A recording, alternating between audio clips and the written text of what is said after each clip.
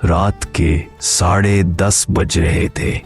लाहौर की सड़कों पर ट्रैफिक का शोर आहिस्ता आहिस्ता कम हो रहा था। ठंडी हवा के झोंके दरख्तों के पत्तों को हिला रहे थे। एक छोटे से चाय के ढाबे के कोने में बैठा था अहमद, एक रिक्शा ड्राइवर।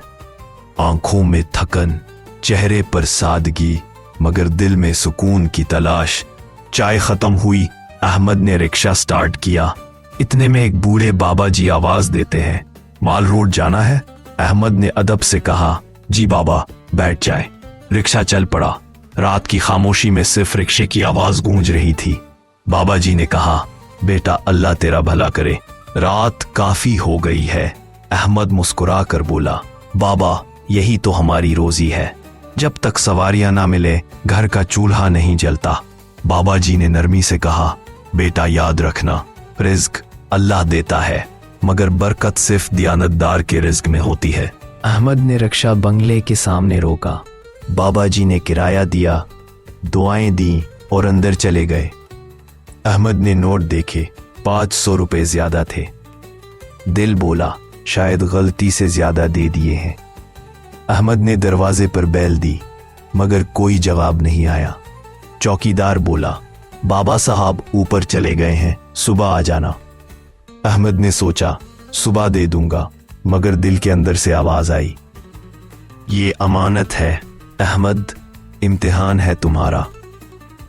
घर पहुंचा तो अहमद की बीवी जीनत ने पूछा, अहमद आज देर क्यों हो गई? अहमद बोला, बस एक बाबा जी मिले थे, ज्यादा पैसे दे गए, सुबह वापस कर दूंगा। जीनत ने नरमी से कहा, अल्लाह के लिए अहमद, ये रकम अपनी मत समझना, ईमानदारी कभी जाया नहीं जाती। अहमद खामोश रहा, मगर नींद उस रात उसकी आंखों से कोसों दूर थी। सुबह अहमद वो नोट लेकर फिर उस बंगले पर गया। चौकीदार दरवाजे पर खड़ा था। अहमद ने कहा, बाबा जी से मिलना है, उनके कुछ पैसे वापस करने हैं। चौकीदार ने चौंक कर कहा, बाबा साहब तो रात ही दिल का दौरा पड़ने से इंतकाल कर गए। अहमद के कदम जमीन में धंस गए। इंतकाल? चौकीदार ने अंदर बुलाकर उनके बेटे से मिलवाया। अहमद ने रोते हुए नोट उनके हवाले किए। बाबा जी के बेटे ने कहा, अब्बू हमेशा कहते थे रिज्क में बरकत सिर्फ अमानतदार को मिलती है। बेटा आज तुमने उनका कौल सच कर दिखाया। उस दिन के बाद अहमद का दिल बदल गया।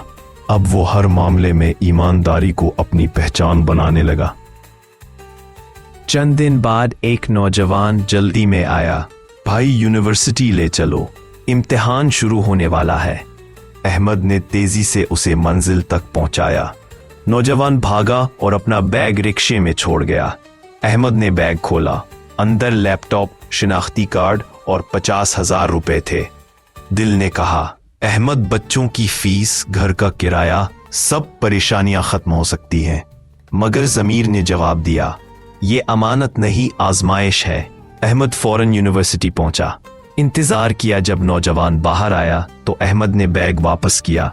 नौजवान रो पड़ा, भाई आप ना होते तो मेरा साल बर्बाद हो जाता। अहमद ने सिर्फ इतना कहा, बेटा अमानत लौटा देना ईमान का हिस्सा है। घर पहुंचा तो जीनत बोली, अहमद आज मालिक मकान आया था, मगर बोला किराया बाद में दे देना। कह रहा था अहमद भाई नेक इंसान है। इसी दौरान दरवाजा खटका। वही नौजवान आया अपने वालिद के साथ। भाई मेरे अब्बू एक कंपनी के मालिक है, वो आपकी ईमानदारी से बहुत मुतासिर है। वो चाहते हैं कि आप उनके ऑफिस में काम करें, मुस्तकिल तनख्वाह के साथ। अहमद की आंखों में आंसू आ गए। अल्लाह वाकई अमानतदारों का रिस्क बढ़ा देता। वक्त गुजरता गया। अहमद उस कंपनी में सुपरवाइजर बन गया। ईमानदारी उसका सरमाया बन गई। एक दिन कंपनी के मालिक ने कहा, अहमद हम बैरूने मुल्क ब्रांच खोल रहे हैं, तुम्हें वहां मैनेजर बनना है। अहमद ने आसमान की तरफ देखा और दिल में कहा, अल्लाह ने मेरी सच्चाई की कीमत दुनिया में भी अदा कर दी, लेकिन असल अजर तो आखिरत में है। कुछ साल बाद अहमद अपने बेटे को नसीहत कर रहा था, बेटा अगर दुनिया की हर चीज चली जाए तो कोई बात नहीं, मगर दयानत और सच्चाई मत खोना। बेटे ने पूछा, अब्बा अगर कोई गलती से ज्यादा पैसे दे दे तो? अहमद मुस्कुराकर बोला, फिर समझ जाना कि अल्लाह तुम्हें आजमा रहा है, वो देखना चाहता है कि तुम अमानतदार हो या नहीं। अल्लाह ताला फरमाता है, बेशक अल्लाह तुम्हें हुक्म देता है कि अमानतें उनके हकदारों को लौटा दो। सूरत निसा 58। ईमानदारी शायद वक्ती नुकसान दे, लेकिन अल्लाह के यहाँ वही कामयाब है जो इम्तिहान अमानत में कामयाब हो जाए। अगर ये कहानी आपके दिल को छू गई हो तो इसे शेयर कीजिए ताकि ईमान, दयानत और सच्चाई का ये पैगाम ज्यादा से ज्यादा दिलों तक पहुंचे। यही है माइंड स्पार्क बाय जी का मकसद, दिलों को जगाना, ज़मीरों को रोशन करना।